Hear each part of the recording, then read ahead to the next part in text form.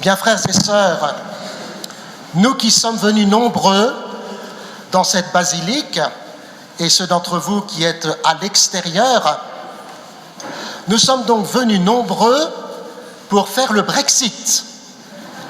C'est-à-dire que nous ne sommes pas devant notre poste de télévision ou notre smartphone attendant le match de rugby France-Angleterre. C'est effectivement une grande joie de nous retrouver en ce dimanche après-midi 2 février, en la fête de la présentation de Jésus au Temple, au jour de la vie consacrée. Et je suis heureux de saluer particulièrement les religieux, les religieuses, les personnes consacrées de notre diocèse. Nous ne mesurons pas toujours l'importance de la vie consacrée dans un diocèse. Qu'il nous soit donné aujourd'hui d'en rendre grâce, aussi bien pour les 4 communautés contemplatives de notre Église diocésaine que pour les communautés apostoliques féminines et masculines qui se trouvent dans le territoire des Landes. Aujourd'hui, notre joie est encore plus profonde, puisqu'à la fin de cette célébration, j'ouvrirai officiellement le temps jubilaire des 400 ans de la découverte de la statue de Notre-Dame de Buglose, tout près de l'actuelle chapelle des Miracles. Cette statue, qui vient d'être nettoyée, nous la contemplons dans cette basilique qui lui est dédiée.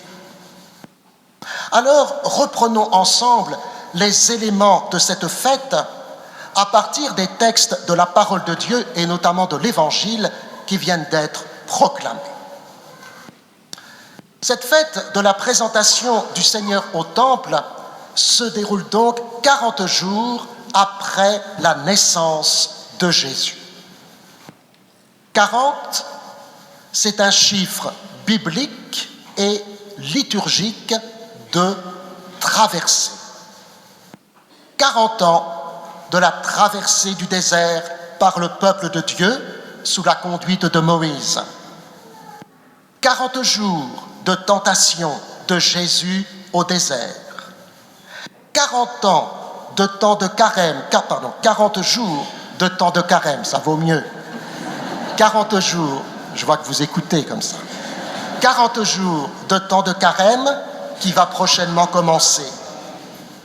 40 jours entre Pâques et l'Ascension. Cette traversée, nous venons symboliquement de la réaliser en portant nos cierges à la main. C'est cette procession des Lumières qui a donné le nom de Chandeleur à cette fête. Ainsi, célébrer les 400 ans de Notre-Dame de Buglose, c'est vivre une traversée. Celle des siècles qui passent, bien sûr, mais surtout, cette traversée de la vase où la statue a été trouvée dans les marais à la lumière où elle est aujourd'hui exposée. C'est pourquoi, comme Marie est à sa suite, nous sommes invités à dire oui à Dieu, à nous présenter devant lui. En présentant son enfant au temple, Marie ne savait pas qu'elle aurait à entendre la prophétie de Siméon. « Vois, ton fils qui est là provoquera la chute et le relèvement de beaucoup en Israël. Il sera un signe de division. Et toi-même, ton cœur sera transpercé par une épée. » Alors que le mot « Magnificat » est inscrit sur le vêtement de la statue de la Vierge de Notre-Dame de Buglose, nous sommes invités à nous offrir à Dieu. Offrir notre engagement dans la vie consacrée. Offrir notre alliance conjugale.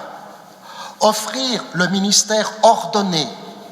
Toutes choses qui paraissent si souvent incomprises de nos contemporains. Offrir tout simplement la grâce reçue à notre baptême et à notre confirmation. Offrir notre vie en regardant la statue de Notre-Dame de Buglose, c'est comprendre ce qui constitue la vie chrétienne dont nous sommes aujourd'hui les témoins. Marie tient son enfant du bras gauche, mais elle ne le serre pas. Son regard n'est pas tourné vers son fils, mais vers sa main droite qui le désigne. L'auteur de cette statue a donc voulu que nous puissions voir ce qui ne se voit pas. C'est là que se situe notre témoignage.